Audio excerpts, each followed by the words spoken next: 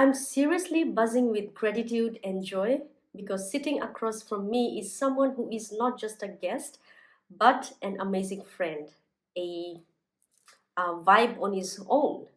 And he's a storyteller, a dreamer, a deep thinker, and yes, a salsa dancer in disguise. I'm thrilled to welcome Mr. Salvin Sarun. Some of us who call him Sarun, and many call him Salvin or just Sal. Sarun is originally from Fiji and now resides in Sydney with his amazing partner. He's had a quite the journey from being a school teacher in Fiji to working at Communications Fiji Limited, where, yes, I also worked. But just we missed each other by some few studio beats. Let me take you back, as I still remember hearing stories of Sarun teaching salsa to his colleagues at Naftarang for stage shows. That's when I knew this guy got rhythm and soul.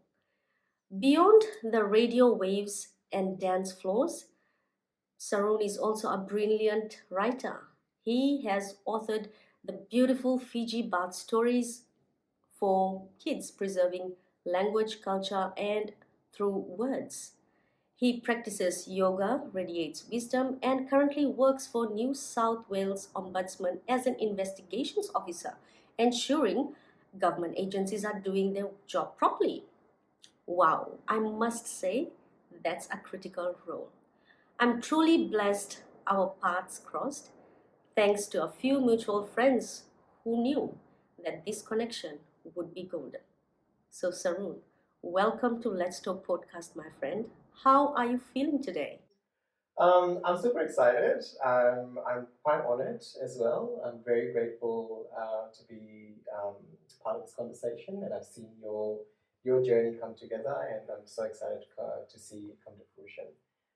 So I'm excited. I'm a little bit nervous, but I'm very thankful. I think you holding this platform and beginning this journey of having conversations as such is so important. So yeah, super excited, super happy.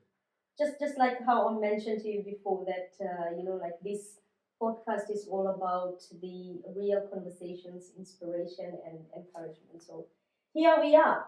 Now let's take us back to that the big leap that you took. What were your feelings? Right from Fiji, then coming here. Like, yeah. Just take us through that like moment. Um, I love this question, especially because I've never really thought about, and then when asking that question makes a person think about what the journey was like. Because I think I remember the morning, but I remember parts of it because I think there was a bit of fogginess in my brain. There was a lot of fear. Mm-hmm. I was nervous that morning, but I'm spiritually very connected. So I started my morning with having a little prayer, a puja at home. It wasn't a gathering, but it was just a little shrine that we have, and I'm very connected to my parents. Mm-hmm. So there was a lot of emotions, and like I said, my brain, there was a lot of fogginess, but there were elements that I remember. We went to the airport, and there was my whole extended family was there. And you've been to my place. We're we're very closely connected to each other. All of us, my uncles and my aunties, my daughters, my kakas, and everybody. Um, so at the airport, there was a lot of crying, but I was really surprised to see my dad was the most emotional person out of all of the people, because I think in growing up, we always thought that men, in the Fijian Indian society, um, they don't display emotions very much.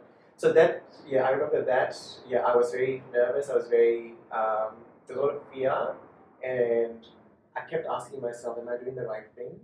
That leap of faith, am I in the right place? Have I made the right decision?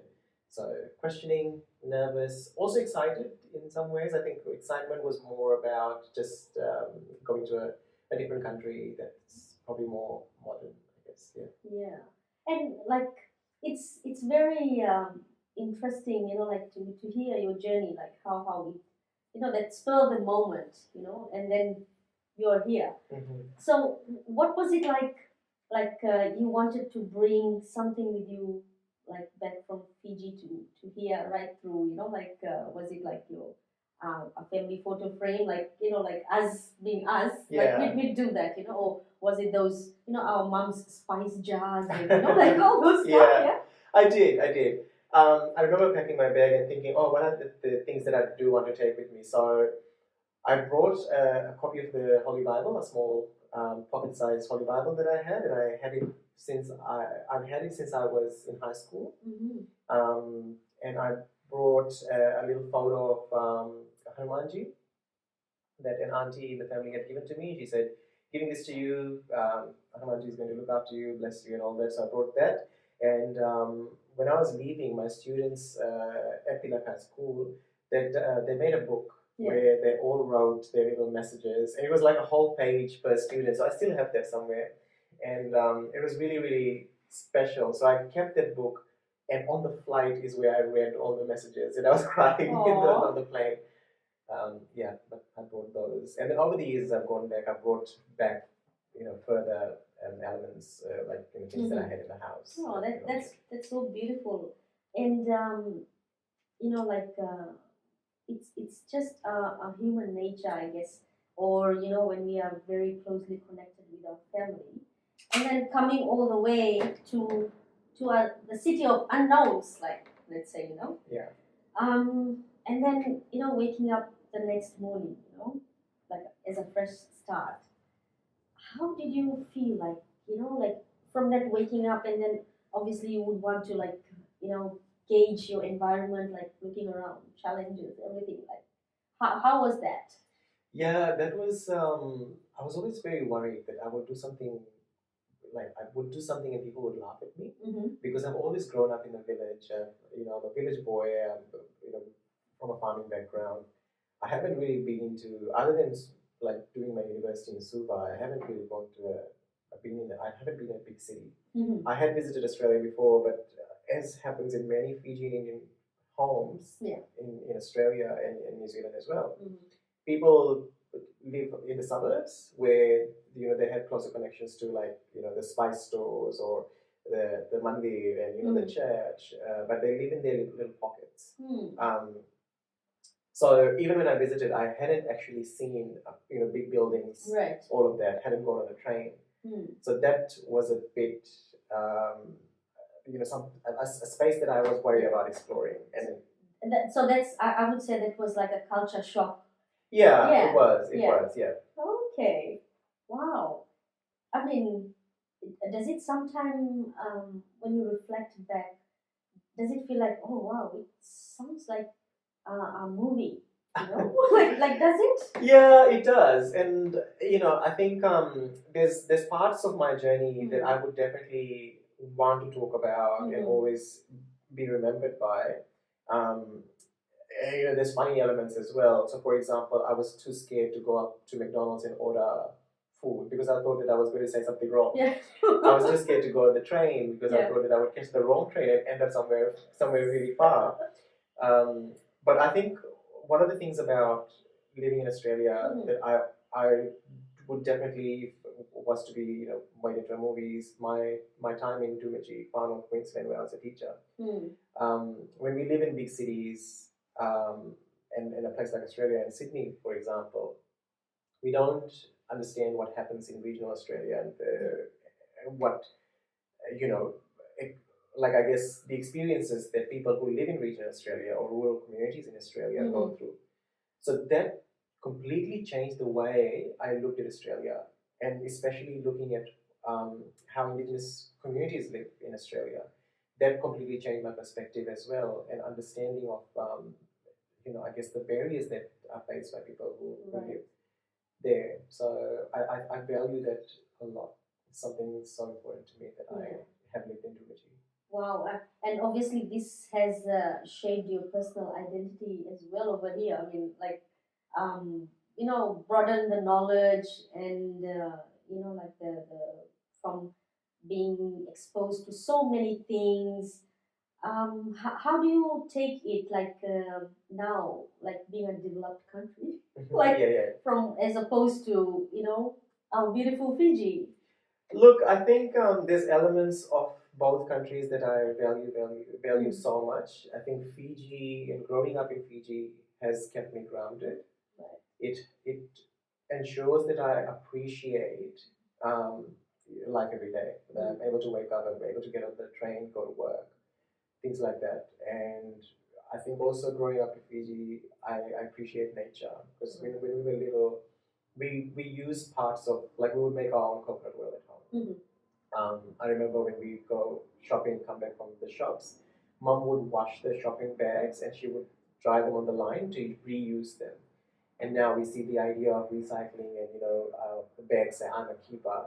Right. But I'm like, I've grown up with these things, and so I appreciate the value of harnessing, the energy that we have around us in nature, and protecting nature around us, and living sustainably. Yeah, of course, yes. I mean, like, there's a lot of things that our mums, our dads, they have taught us. Now it's under the banner of sustainable, like, so here we are. And what about those things? Like, I really want to know. Even like today, when people move abroad, they are told that, oh, life is so hard, you struggle, and all that. Um, did the same story happen with you? Like, were you discouraged by maybe somebody, or maybe there was an uncertainty that you thought, but of course, like, triggered by something, like, oh, when somebody said, oh, it's a big city, it's a big place, Yeah. Yes. Yeah, many times. So when I was leaving, I remember family members saying, "Are you sure? Like, you've got everything here. You've got a good job. I used to be a high school teacher." Um, and there was a time when my family, also my parents, were like, "Okay, we think you should come back and just live here with us." And I think that was about 4 years into living here in Australia. I've lived here for about 12 years now. There's those questions do arise. There are times when I doubt whether, should I continue to live in Australia? Yeah. And often things like the political situation, or, I mean, it's an interesting word to use, because when I say political situation, instantly people might think, oh, it's cool or something like that. Yeah. Because that's what we've grown up with. Yes. But every time Australia goes through elections, and there's election campaigns and things like that, and things that politicians say often make me think, as a migrant, that my contribution to society is more significant. So yes, those questions do arise often, but I'm in a place where I feel this is home for me. Yeah. I feel that I'm quite settled. I have had struggles. I've had a lot of struggles. I think there's an extended, broad conversation to have. Yeah. But I think I appreciate very much the elements of the journey in which I have become who I am today. Right. So when I was living in Dumaji, I then moved to a place called Townsville, and I was still teaching in Townsville. But then I was going through depression, so I was diagnosed and undergoing depression and undergoing treatment as well. So I was on medication, and then I stopped teaching. I said, I can't do this anymore. I can't be in a classroom. And from there, what I did is I decided I wasn't going to teach anymore. So I left teaching, and I got in my car, I packed my things, and I just drove from Townsville to Sydney, which is about 25 hours if you continuously drive. Yeah, yeah. But I stopped one night in Mackay, and then the next night I stopped in Grafton. And that kind of made me feel that this is it. This is the end. I'm probably going to pack up my things when I reach Sydney, and then I'm just going to head back to Fiji.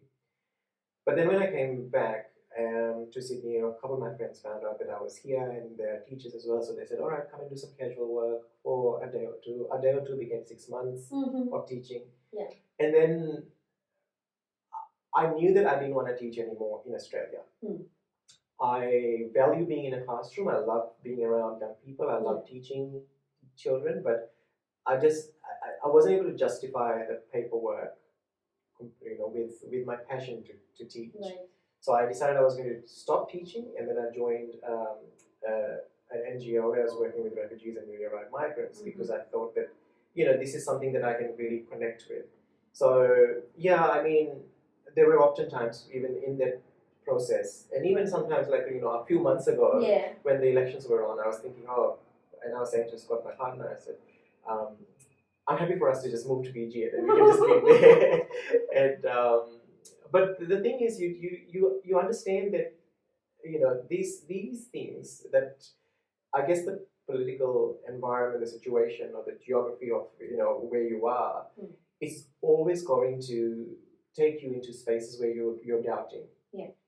And how you overcome that and how you understand who you are is part of that journey, so that you are in a place like where I am right now, where I feel this is home for me, I'm settled. Fiji is home for me as well. If I choose to be, I can be a person between two worlds, and I can still live a happy life. Yeah. I mean, like, and plus, like, you have a very resilient kind of attitude in you, So you obviously bounce back all the time whenever you have faced challenges. I remember you practicing yoga. I used to see your yoga poses on Instagram. Yeah. Yeah, and was it like part of it was finding yourself? Like, was it? Yeah, look, so I started yoga because I had read somewhere that yoga helps calm the mind. So in my recovery journey from depression, I started doing yoga. I was terrible at it because I was just following YouTube videos and just trying to do poses. But yoga isn't about poses. It's about a wholesome experience, about waking up, and then starting your practice slowly. Sometimes just being on the mat. Yeah. For 5 minutes, and you're just meditating for a while. That's yoga still. How you eat, how you look after your body, how you practice the asanas, the poses. It all is a holistic part of yoga. Anyway, so I started because I thought this is going to help me with depression. But it brought me to a really beautiful space, especially with meditation, because I practice Ashtanga yoga, which has a strong element of the physical movements. Yeah. And then there's a meditation side to it as well. So bringing that all together was such a beautiful experience. And so that's how I recovered from depression. I went off medication slowly. Right. And then I learned how to. So I'm more, I guess, proactive rather than reactive now. And I know that when I walk into the house after I finished a long day of work, there's live music, there's nice lighting, I'll make some nice food. And food for me is very therapeutic. I cook food in a way where I feel like I'm bringing and drawing all these energies that are around me. Memories of my mom, of my party, my grandmother, and just those fragrances of living, a farm, village life. Yeah. Those things. So, yoga has always been a part of me since then. Yeah. There's times when I stop practicing for a while, because now I'm in a place where I feel like it's not about just doing the poses. It's about being in this space where you know that your mind, your body is aligned and attuned to the practice itself. Yeah. So all of that, and eating proper food, eating nice food, and you looking after yourself. Yeah. And sometimes I just go for a walk, and I come back and I just do some stretches, and that for me is I think it's sort of transition from just doing yoga practice to being aware of like what my body needs, what my mind needs, and doing that. Wow, that's amazing.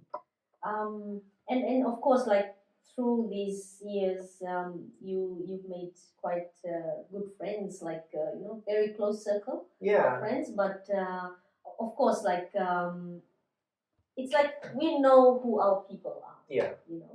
And I believe in some way in our life, these people that are very close to us help us also identify who we really are, and of course, like understanding that, even during from your single days, now that you're married and all that, how do you think that things have changed in terms of maybe your life journey, or it has enhanced?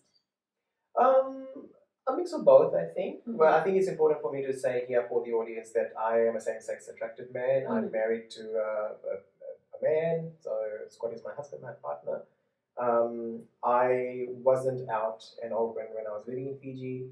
Part of the decision to move to Australia was because I wanted to be able to, express myself and live my life authentically without being judged.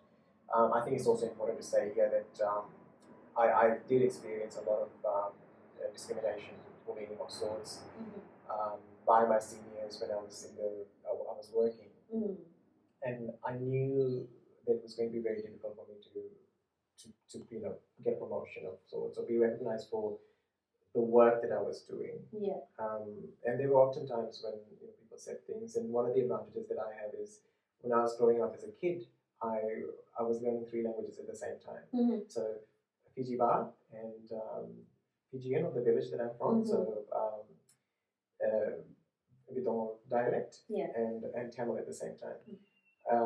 I'm just going to share a really funny story. Yeah, of course. So my tata, my grandfather, used to say, Sikiramba, like come quickly. Like if he's in the car, he'd like Sikiramba, come really quickly into the car. And so the word Sikram, to me, it sounded like the word scrum when you play rugby. Right, yes. So that, when I was playing rugby, and I was like, what's going on? I was probably 4 or 5 years old. And when growing up in my cousins, so I'm from Vidal village, and our house is right next to the Fijian village. And so my family have, we have indigenous family as well. And my cousins would always speak to me in Tataba Bito, which is the Bito language. And interestingly, sometimes I go back and somebody will see me from the other side and they'll like start talking to me in Bito. And I can't respond anymore. Like I understand what they're saying, but the words are feel strange. Anyway, story is Christmas time. My nana, my big mom or dadi, she's Itoke from the village, so she would take us for Christmas lunch. So all the kids would go, and so my older cousin said, so the word for to have ice cream is som. Right. Which means to drink. Right, okay.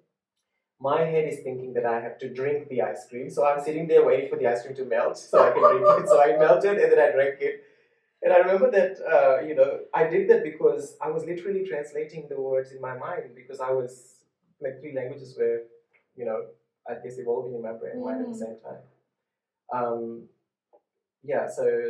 But I feel like I'm really deviated from the question. No, that's fine. That's fine. And I know you said the Fiji bath, and that takes me back because you have authored the Fiji bath book, for kids. Yeah.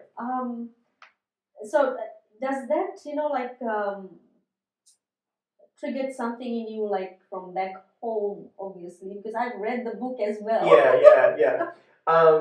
And look, let me just go back and answer the question before this. Yeah. So I guess what I have now come to understand is, so before I used to think that I'm a savior. I have to represent people and make sure that the pathway for those who come after me is easier. And that's why I mentioned that it's important for people, the audience, to know that I'm same-sex attracted and I'm married to a man. Yeah. And somehow I felt that I was often,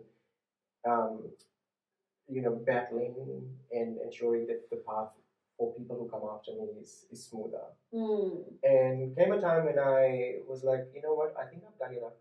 Yeah. I've done enough for my community. Yeah. My work is out there. Yeah. I will continue to do whatever work I do and to help people and to help community and society. But sometimes I think you're ready to help people, but people want a specific band-aid, quick fix. Oh yeah. And so it becomes difficult when you got your ethical and your passion, your mind. You know that I've already done this journey. I've already lived a closeted life, and now I'm out and I'm open and I'm living like this. I know the bits, the tricky bits within this. Yeah. But people want, like sometimes, for example, and it sounds really bad to say, but sometimes people are like, oh, I just need a partner to settle down. And that's not the ultimatum. That's not the goal. You don't need somebody to settle down with to feel happy and to feel content. It's important that you love yourself to begin with. So, like people who, like myself, for example, homosexual, and really difficult for me to accept myself. that was the battle that I needed to fight, Right. and I needed to win that Mm. before I am where I am. But in that process, I often thought that, I've done these things, so I need to help people who are. And I did start a few things. I started a social group, and I was doing some programs online. And like I said, I think sometimes you need to make yourself understand that your cup needs to be full for you to be able to give to other people. If you're continuously just giving other people, um, your time, your value, and all of that, and that's where friends and community come into play as well. So people who give you the kind of energy that helps you to thrive, Right. that's the tribe you need to have around you. You need to let go of people who bring you down, who bring negative things into your life. Just like a relationship, like a romantic relationship doesn't work, and you break up with that person. That romantic relationship sometimes can have lasted 8 years, and then after 8 years you realize it's not a good place to be in. I think it's the same thing for friendships. Sometimes you realize after 8, 9, 10 years that the friendship is not worth it. It's a toxic space to be in. I think it's fine to let go of friends, just like you let go of your boyfriends and girlfriends. Yeah. And I believe the same just not allow applies to like friends, families. They can be Yeah, toxic 100%. relatives as well. 100%, Yeah. 100%. And I think the savior in us thinks that, we can make this work. We can make this friendship work. And also because I think, society's the way society has portrayed things, where like relationships need to end, like a romantic relationship needs to end if it doesn't work out. But there's no conversations about friendships needing to end. I think that's important. I think that needs to be something that we practice more of. If a friendship doesn't work, let go of it. Yeah. If it's meant to be, if it's meant to be a good friendship, your paths will cross again. You will be friends again. But if it's taking too much out of you, let go of it. Similar to doing social work. If it's taking too much out of you, it's time to take a break. It's time to pause. So going to my books. So I wrote Fiji because a couple of things were going on around that time. So it was just around COVID and the lockdowns had started. So the border, Australian border was closed. People couldn't come in. And having worked with migrants and refugees in that NGO that I mentioned, I understood fully well the role that grandparents and the elders in our community play in terms of language, culture, tradition, oral histories. So seeing that borders were closed, I was like, there is a disadvantage happening here, that there's not going to be those connections. Your grandparents aren't going to be able to visit. And this is the truth also. And I think some people disagree with the idea, but a lot of grandparents help look after children here in Australia. So parents will often bring their parents here. So grandparents will come, they'll stay with the kids while the parents go and work. Yeah. And some people might disagree because they think that's, babysitting. It's not entirely, because our communities aren't like that. It's a very wholesome, like, grandparents are in the home, they help look after the kids, but it's not just changing the diapers, it's not just dropping them to school, it's about language, it's about culture, it's about food, all of that. So I wrote the book for the children and for the grandparents to be able to say that yes, we can still pass on knowledge, we can still pass on language, even if even if we can't meet in person. Because I remember you wrote like about 2 other books. Yeah, so 3 altogether. Yes. And, that reminds me. Alan did some, Alan's team. He did some graphics work, and was he also involved in the 2 other books to do some of the illustrations work? Yeah. So Alan's done the covers for all 3 books. Yeah. I've done the illustrations within the books. But Alan's work is amazing. I'm so fortunate to have had him, and thank you for introducing me to Alan. As an extension of that, so New South Wales Health saw the works, and Alan, I think, was commissioned to do some works for a project that New South Wales Health did. So an extension of that. Wow, that's amazing. Like this is what I love to do. Inspire people. And also help them. Move forward.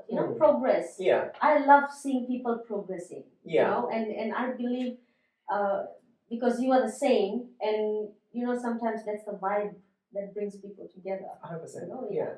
And I mean, like, looking at your lifestyle now, and the work that you do, ensuring that the government agencies are doing their jobs, properly.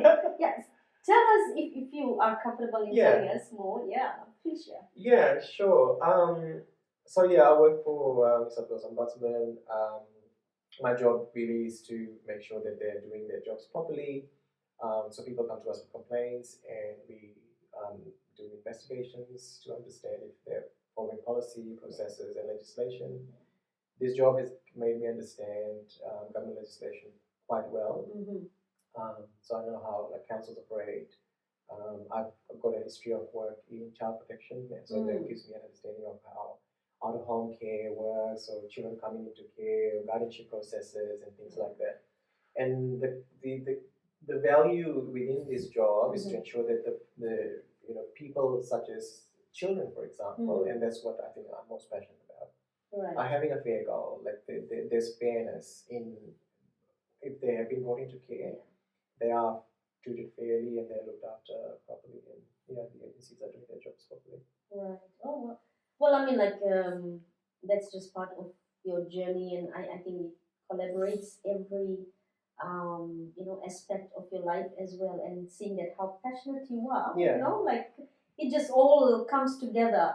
And yeah, so the last time you visited Fiji, tell us, like, what were your parents' reaction? I mean, like, did you surprise them, or what was it like? They knew it in No, advance? they knew. They knew. Oh, okay. Yeah. So they knew that we were coming up, and we were coming to Fiji. And we went to the uni where I used to. So the uni was my first placement as a teacher when I started teaching in Fiji in 2009. Right. And so interestingly, I'm always traveling somewhere and doing some job and starting new and afresh and all that. But the uni is very close to my heart. It's the most beautiful place in the world, and I needed to go back, and I need to show my parents. I needed to show Scott as well, where I used to teach, and it was so nice to see that the schools did, made so many changes, and the quarters that I used to stay in, and the quarters that I was in used to look out at the water in the distance. We used to be able to see Somo Strait and Vanuatu in the distance, and Kiowa Island and Rambi. So I guess like that, but that part of Fiji, I really admire and hold very close to my heart. Right. Savu, all of those spaces, because I just finished university. I was fresh out of university, and ready to go and do a proper job. Yeah. And I also remember a funny story that you told us. Like when you were a school teacher in the Western Division, and you were like told not to dress in a stylish manner or something like that. Oh. Yeah. I remember. I was in the office. I hadn't gotten a job just then. Yeah. So I don't know if this still happens, but what we used to do, we'd finish university and we're looking for work. So we'd go to the education office and we'd sit there and we'd hope that one of the senior education officers would come out and be like, we need a teacher for this part of this school. Who's ready to go to Tabuni, for example? So one of these education officers came outside and they said, "You're dressed too stylishly." And my hair was colored. I had spiked. But I didn't have a job, so I wasn't ready to go into a classroom and be wearing formal uniform and everything.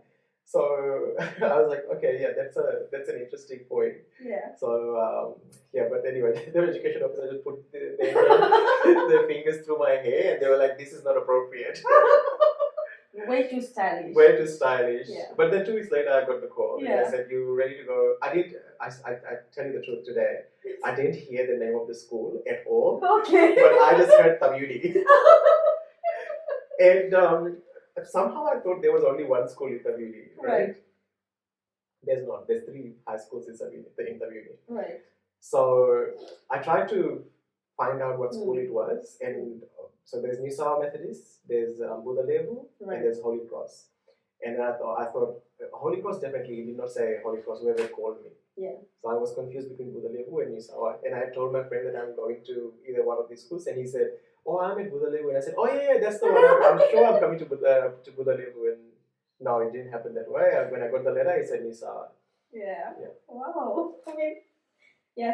Sometimes I remember this story and I'm like, okay, like would that be happening even in like other countries as well? You know what I mean? Like, No, here it's like I worn shorts to Yeah. school as a teacher here in Australia. I think it's as long as the weather and what you're wearing aligns, you're fine. And as long as you're modest, you're not Yeah. exposing, then you're fine. yeah. And also one more thing. I mean, just stepping few conversations back. Well, like speaking of like the identity, like when you came to Australia and then you were like, okay, I'm interested in the same sex and etc. Mhm. So was there somebody, as a guide or helped you identify that, look, you are different and you can like embrace that, rather than feeling, we have that thing, especially coming out from a community or a country that is not open to this concept. Yeah. Yeah. Understanding my sexuality, no, there was no guide. Mm. I knew at a certain time in my life, it was around probably 24, 25, that I'm definitely same-sex attracted. Right. Before that, I kept thinking that maybe it's just phase and I'm bisexual. And for a time, I believed that I was bisexual, and I still think that I have a certain attraction to the opposite sex as well as the same sex. But I knew, because I think, social conditioning again, growing up in Fiji, I always knew in the back of my mind that if I was to live my authentic life and want to get married to a woman per se, that it was very unlikely that the woman was going to accept me for who I am. I also was very firm about I'm never going to spoil somebody else's life. Like I don't want to. I'm never going to marry somebody based on a lie. Yeah. And then let them know later on that I'm actually bisexual and attracted to men. Yeah. So the two things were, I was never going to be not authentic to myself, and I was never going to be dishonest to somebody else. Yeah. So that I knew for sure that I was never going to do that. Yeah. But I didn't have a person helping me to understand sexuality. I had a lot of people confuse me. I had a lot of people like put words in my mind, just like making me think. I came out to one auntie in the family ages ago, and she said, she said, you can't be bisexual. You have to decide one thing or the other. And for some time it made sense to me. I was like, yeah, probably right. Now I'm like, no. Yes. No. But when I was getting married, I think the biggest challenge in my whole journey as a person of genderqueer, LGBTQ, all that. Well, my family were worried about my marriage. Yeah. And somebody said, your brother won't be able to face society. Because my brother was living in Fiji at that time, and I was living here in Australia. I messaged my brother and I said, hey, is everything okay? Like, are you worried about your work and like what people are going to say? And I took a screenshot of that and I sent it to certain family members, and I said, my brother doesn't care. And I think that was the catalyst. That text message from my brother helped me to, even though he wasn't actively saying, you need to do this, you need to be like that, I'm here to support you. He didn't say any of those things, but just that one text message was enough for me to know that he's there. Yeah. And then after that, my family my parents are super supportive. Yeah. My parents are probably the people who have made the biggest journey. Because there's no supports in Fiji. There's no networks like that. Yeah. So yeah.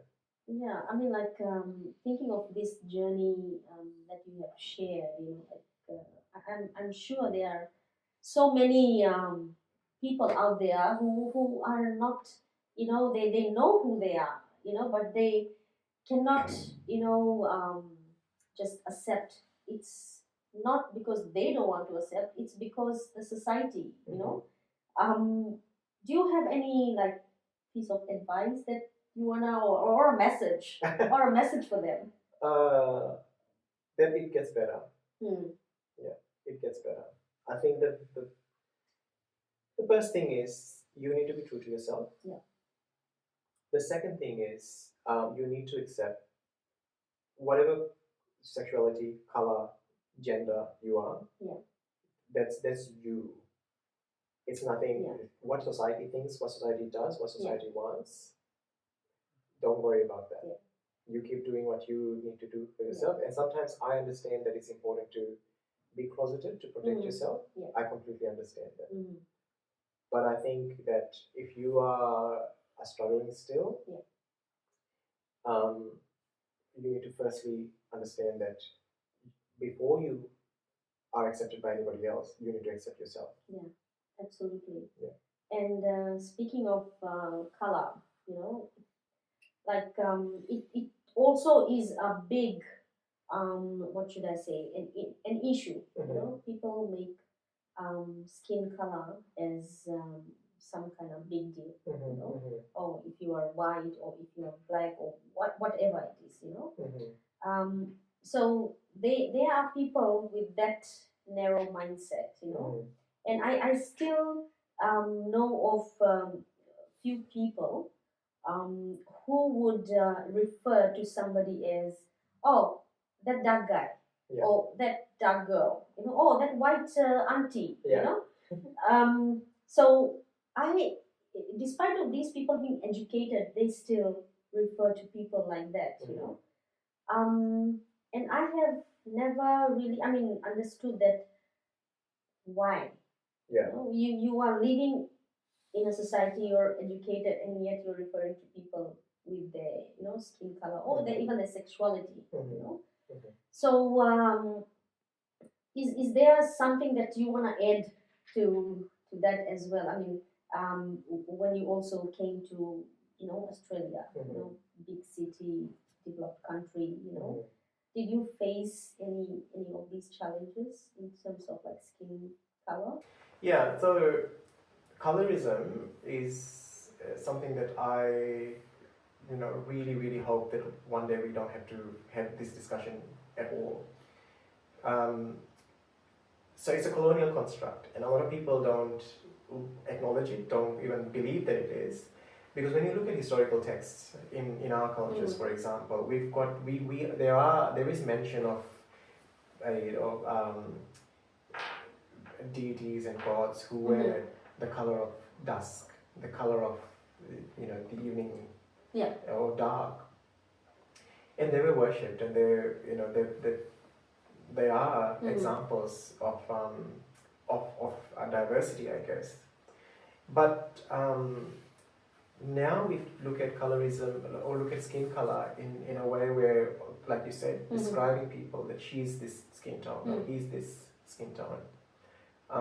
It is a colonial construct, and I don't think I need to go really deep into it, because you can look at the Victorian era, and you can look at how the caste system was weaponized in India by colonials. But the thing is that accepting, like I said, accepting who we are, that's also important, and also educating people around us that it is not okay to be saying that you are a certain skin tone. So, for example, I was watching a TikTok video not long ago, about 2-3 days ago, and this person was making roti, and she said, "Oh, look at your roti. Your roti is burned just like your face." And that video kept going on, and people were liking it, and nobody was flagging that there's a issue there that we need to discuss, that we need to talk about, because those things then extend into what young people are learning, and how people use skin color and weaponize it in a way to say certain things to people that are harmful. Right. So, for example, once I was with my colleagues, we had just finished a show, and we were talking. We were sitting in a hotel room, and we were talking, and the lights were a bit low, and one of them said to me, they said, "Sarun, you are quite dark, aren't you?" like they said in Yeah. in Fiji bar, they said, "Sarun, tu maje ke kariya hai na?" And I just laughed it off. But as soon as I came out of the room, I was crying. And this is me, 24, 25 years old. Right. So it's not like I was an immature young brain. Yeah. But yeah, that's something that I hope that Fiji, or not just Fiji, I think, our diasporic people, wherever we are living, changes. I think in Australia, it's a little bit different. Yeah. Where I'm not always, people don't talk about my skin tone. Yeah. But back in Fiji, it was always like, wear certain color of clothes because your face will look very dark. Yeah. Yeah. I mean, like back home in Fiji, I mean, like of course, like you'll hear aunties, uncles, your cousins, your neighbors, just everyone having that narrow mindset. Yeah. So some part of them will have that mindset of colorism, referring to so and so person as dark skin or white skin. Yeah. And not a lot of those, like not I don't think that our aunties and uncles are always ill-meaning. I think that it's often, and not just aunties and uncles, sometimes even our peers, sometimes even we have people who are younger than us. They're not ill-meaning all the time, but it's hard for them to put themselves into other people's shoes to see what they are feeling when they say things like when are you getting married? Like why? When you're having kids. When are you having kids? Yeah. When are you buying a house? When are you buying a house? When are you buying a car? Your sister, your cousin here is doing this. Why aren't you doing? Why aren't you being more like this, more like that? It's always that comparison that I want to be like this person, I want to be like that person. Being content is so important. We need to just be happy with what we have. Yeah.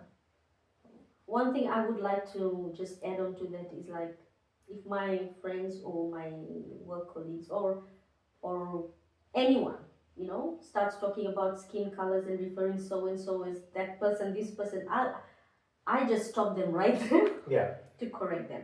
And it's so important. Yeah. Because the minute you call them, you call them out. Yeah. You're not only just stopping that conversation, you're also educating them. Yeah. You're also letting them know that this is not okay. Yeah. And I think that's so important. I've been called out for so many things, back in the day, and even today, if I get called out for something, it's a learning opportunity. Yeah, absolutely. Every day is a learning, and I mean, like it's no harm in having that awareness, having that talk, because we want everyone to have that exposed, wide mindset, that don't just refer to people or even cats and dogs like that, Yeah, Yeah. 100%. Yeah. Exactly.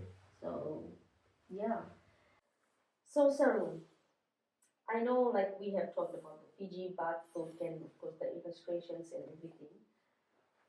Me personally, I am a very creative person and I love artworks, but talking to you, I'm also looking at this, amazing artwork in the background that you have. Yeah. So that looks amazing, like the colors. And did you buy it from somewhere? Or? Yeah, it's a stunning piece, isn't it? So this is done by my friend Lucy Carter-Jones, who you know as well. Yeah. Yep. So Lucy now lives in London. There's a funny story behind how this was sent over to Sydney from there.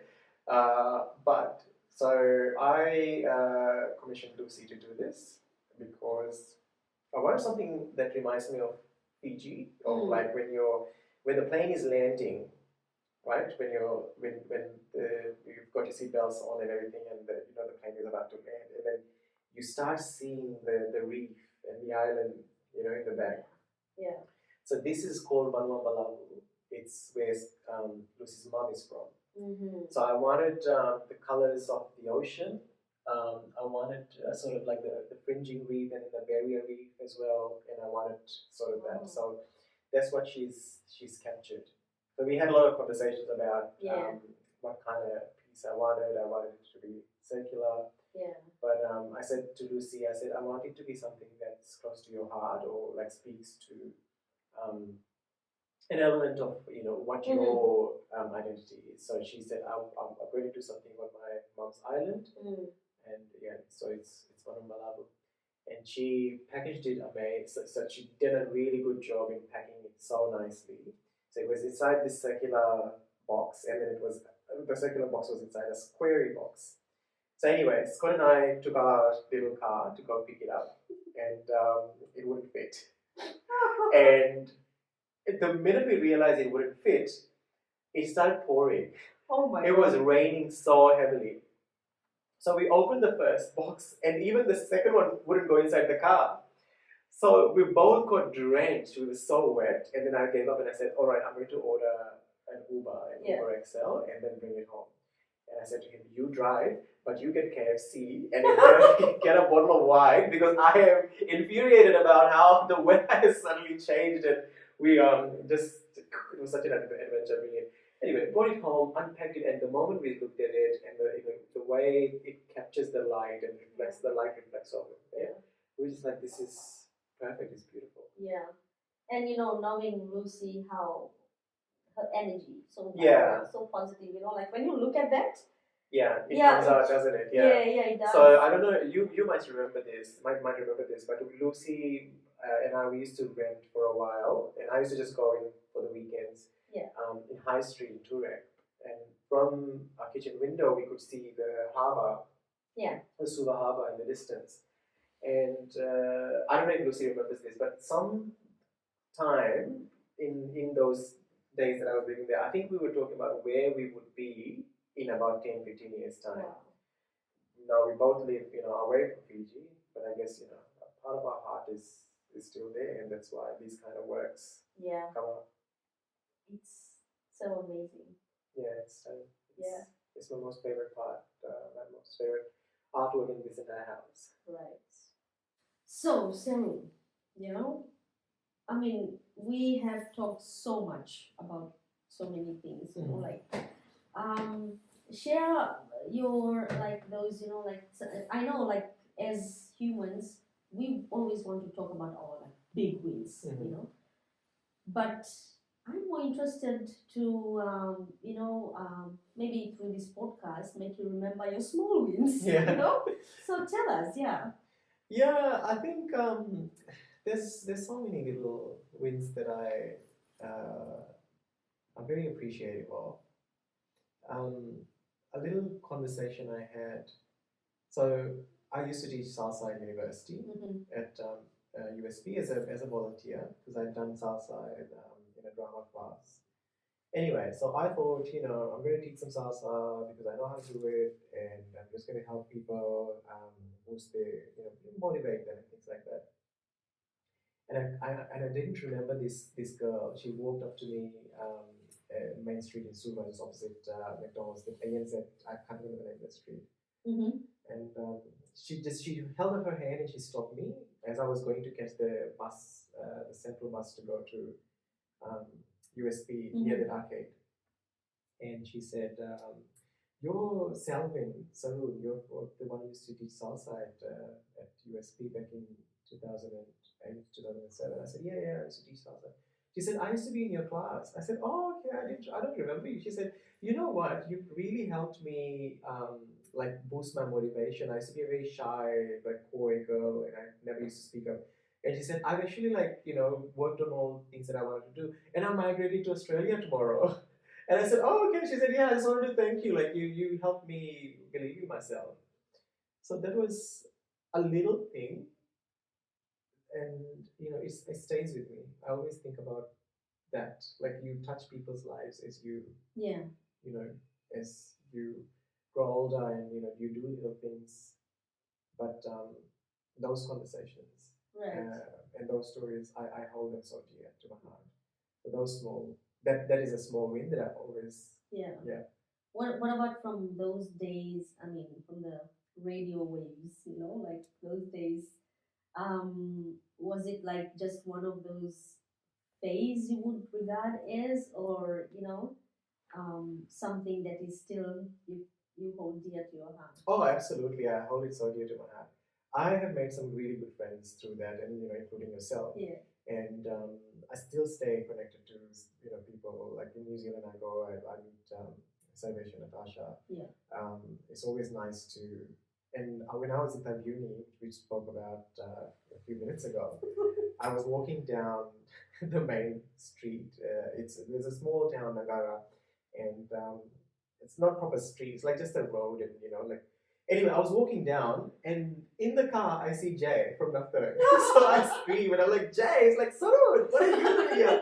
And I said, I'm on a little holiday. And I said, what are you doing here? He said, I'm doing an OB. Um, yeah, so um, yeah, Naftaran, I think, helped me also to find my voice in a very literal sense, find my voice. Because, when I talk about being closeted and living your life in a way, so when I was a teenager, like I used to be very conscious of the way I sit, the way I walk, the way I talk, because somebody had said, oh, his voice is like a girl. And so when I was a Naftaran, I always thought, oh, my voice is probably, sounding like this or something like that. But my voice is unique. It has a feminine element, it has a masculine element to it as well, but it's, it is what it is. Yeah. And so Naftaran gave me a chance to make those friends, travel around Fiji, go to Lambasa for the first time. Do OBs there, right? Do OBs there as well. Yeah, it was a nice time. I think I'll hold it close. And of course, like just how you mentioned, like your voice has got feminine and musicality side of it as well. I bet that's a big asset when it comes to like voicing your commercials yeah. Because sometimes it just sound like you have a soothing voice because you're doing a commercial for I guess an airline company. Right. And you want to talk about holidays and travel, then you have to have a soothing voice. So like you told me that way. Yes, yeah. And then you might be advertising something about a party that's going on, and you need to have a very active voice. Something like that. So yeah, it was nice to see how voice modulation really connects with the audience and how you project yourself. So it has stayed with me. Right. Yeah. Wow. I mean, like I must say these are some of the amazing aspects of your life that we have touched today, and I mean, like you were a school teacher, salsa, instructor, and then of course you're a big dreamer, um, so this is a very interesting question that I always ask about myself. I ask those that are quite close to me, that if we were, or in this case, if you were to say something to your younger self, piece of advice, a message, if that younger self just walks through the door right now, what would that be? I'd say you're doing all right. I'd say you're doing all right because always when I was young, I think to myself, I'm not doing the best. I can do much better. I'm not fitting in. I'm not okay. I'm not right. I like whatever I've done. My decisions are wrong. Right. I'd say you're doing all right. The decisions you make, sometimes there are failures, but they bring you where you are. Yeah. And I would give myself a big hug. Oh. And I'd just say, yeah, you're doing all right. Everything's going to be fine. Yeah. Like how in that movie Om Shanti Om, yes. Khan says, "End mein sab theek hi ho jata hai." And when I watched that movie back in the day, it was all humor, it was all fun, right? But now when you think about how sometimes messages come through in humor, it's so interesting that everything will be fine. You're doing all right. Your journey is going to be amazing. Yeah. And if it's not fine, then picture abhi baki hai. Yeah, exactly. Abhi picture baki hai. Exactly. Yeah. Wow. Yeah, I mean, very true. Sometimes those strong, powerful messages comes through humor. 100%. Yeah. Wow. I'm amazed. Like how I was telling you that, oh my God, you are my first guest speaker for like since this phase we are starting with guest speakers. Mm-hmm. This episode will be so close to my heart, and I mean, like doing it with, of course, minimal resources. So yeah, I mean, like I just feel so honored that you accepted to be. The honor is all mine. I am so so grateful that you've asked me to share my story. Um, I've seen your podcast and your project come together, and the work that you put out there. I'm so excited to be a part of it, and I wish you all the best and all the blessings with you. And you're going to be amazing. Thank you. Yeah. I think these years, working for the media organizations and working for creative agencies and just learning bits and pieces, and of course, learning from the right people at the right time. I think that has really helped. I would have never thought that I would have a podcast of my own. So, I'm so thankful for the people, and including yourself. Yes, even though I don't want to wrap up this episode, but we have to. So, Well, thanks for having me. you are always welcome. There will be some future episodes together too, so, yeah. So, yeah, having said that, we are wrapping this episode. Very thankful. Heart is full, and hoping our audiences will really enjoy this raw conversation that I've had with Sarun, and sharing his bits and pieces of life and messages for everyone. So we'll be right back with another episode with another guest speaker to inspire you and to encourage you. Let's grow together. This is Let's Talk Podcast.